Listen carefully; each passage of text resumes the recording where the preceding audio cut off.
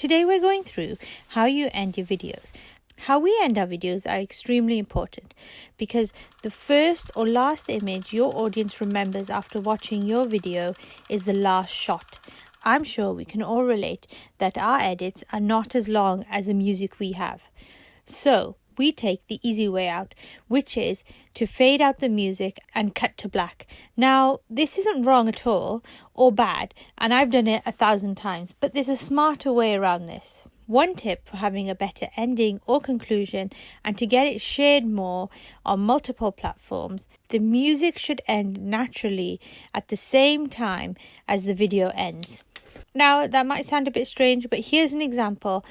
Here's the example with the fade and cut to black. Wait until sunrise. Now, here's an example with the music edited to end at the same time as the video.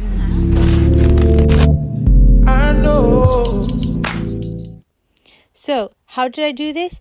Actually, it takes 2 seconds and it's really simple. First, cut the music where the video ends. Then, find a piece of music that ends naturally. Place this underneath the music. Then, just match up where the beats seem to be similar.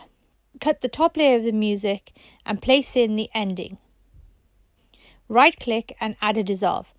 There you have it. That's it. It works much better and you have a more satisfying ending to your video with this 2-second trick. If you enjoyed this video, guys, please hit the like button. Don't forget to subscribe, and as always, stay inspired.